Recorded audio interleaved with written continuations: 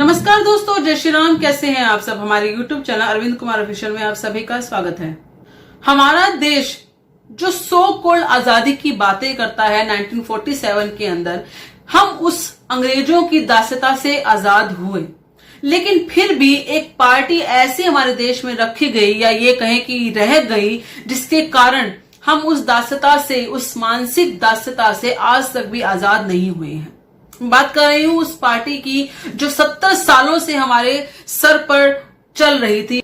मैं बात कर रही हूं उस पार्टी की जिसने 70 सालों से हमें दास बनाया हुआ था, मानसिक दास बनाया हुआ था। हम वोट तो करते थे, लेकिन हमारे लिए कोई भी कार्य वो पार्टी नहीं करती थी। वो शुरू से ही एक ही कम्युनिटी के साथ तुष्टीकरण में लगी हुई थी।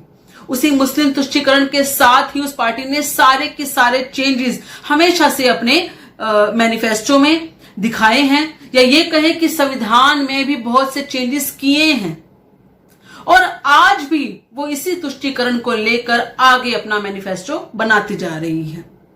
हालांकि हम जानते हैं कि इन 10 सालों के अंदर हमने एक ऐसी पार्टी को, एक राष्ट्रवादी पार्टी को वोट किया है जो हमारे हितों के लिए कार्य कर रही है। हमारे ही नहीं, इवन सभी के हितों के लिए कार्य कर रही है। सबका साथ, सबका विकास करने को ध्यान देती है ये पार्टी। हम उसी को वोट कर रहे हैं, लेकिन फिर भी हम ये भी नोटिस कर रहे हैं कि सामने जो ऑपोजिट पार्टियां हैं, जो विपक्ष है, वो किस तरह का खेल खेल रहा है। वो शुरू से लेकर एंड तक हमेशा से हम हिंदुओं को जातियों में बांटना चाहता था, और आज भी जो उन्होंने मैनिफेस्टो लॉन्च किया है उसमें उसने यही बताया है कि किस तरीके से हम जातियों में आरक्षण दिखाएंगे, हम किस तरीके से वहां पर बहुसंख्यक वर्ग को छोटा दिखाएंगे और अल्पसंख्यक वर्ग को बड़ा दिखाएंगे।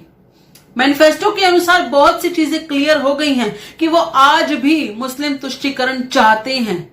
वो उन्हीं अल्पसंख्यकों की बात करते हैं जो शुरू से वो करते आए हैं। वो शुरू से उन्हीं को पहला अधिकार यहाँ के संसाधनों पर मानते हैं। वो शुरू से कहते हैं कि हमेशा से फर्स्ट जो राइट है वो मुस्लिमों का ही है हमारे देश के ऊपर, और आज भी वो उसी तुष्टीकरण को अपना रहे हैं। बहुसंख्यक समाज यानी कि हिंदू समाज को वो कुछ भी नहीं समझते हैं। उनके लिए कभी उन्होंने कोई कार्य नहीं किया है। मैं ये सिर्फ कह नहीं रही हूं, ऐसा हुआ है। आप पिछले के कई सालों में अगर उठा के देख लीजिए, अगर आपको हिंदुओं के लिए एक भी चीज आपको दिख जाए तो बात अलग होगी, मगर होती ही नहीं है।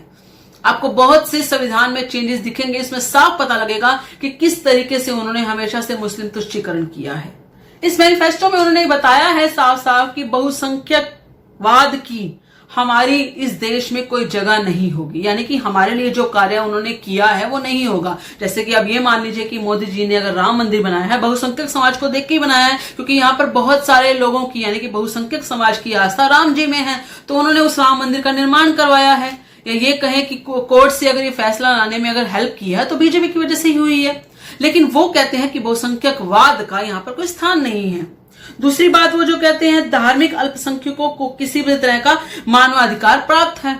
ये तो हम सभी जानते हैं कि सभी को धार्मिक कोई भी हो, अल्पसंख्यक हो, बहुसंख्यक हो। वैसे तो अल्पसंख्यक वो रहे नहीं है, उनकी जो गिनती की जाती है वो सेकंड बहुसंख्यक में की जा सकती है, क्योंकि अब इतनी उनकी जो जनसंख्या है वो हो चुकी है। लेकिन फिर भी अगर अधिकार की बात ही है तो किसी के भी धार्मिक अधिकार कभी छीने नहीं गए हैं इस देश में। हमेशा से सभी को एक साथ लेकर चला गया है।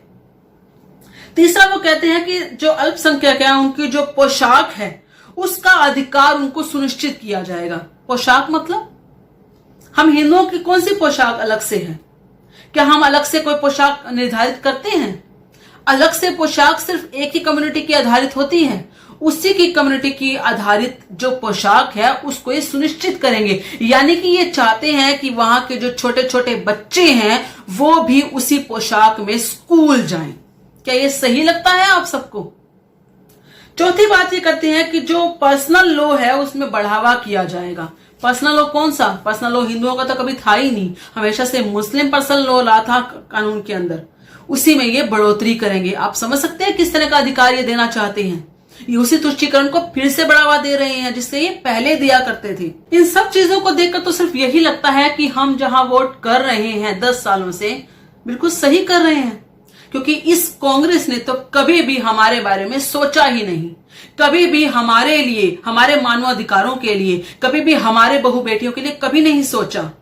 किस तरीके से नग्नता हमारे देश के अंदर फैलाई जा रही थी, हमारे हिंदू धर्म के जितने भी रीति रिवाजों उनको भ्रष्ट किया जा रहा था, उनको खत्म किया जा रहा था।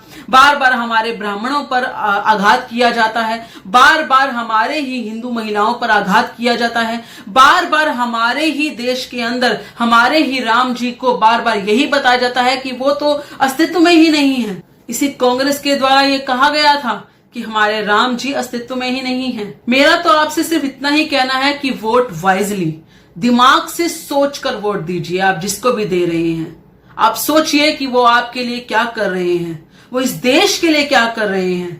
कहीं वो तुष्टीकरण की नीतियां तो नहीं अपना रहे। बाकी आप सबका क्या कहना है, कृपया करके अपने विचार कमेंट में जरूर बताइएगा। इस वीडियो को लाइक और शेयर जरूर कीजिएगा। धन्यवाद। जय श्री राम।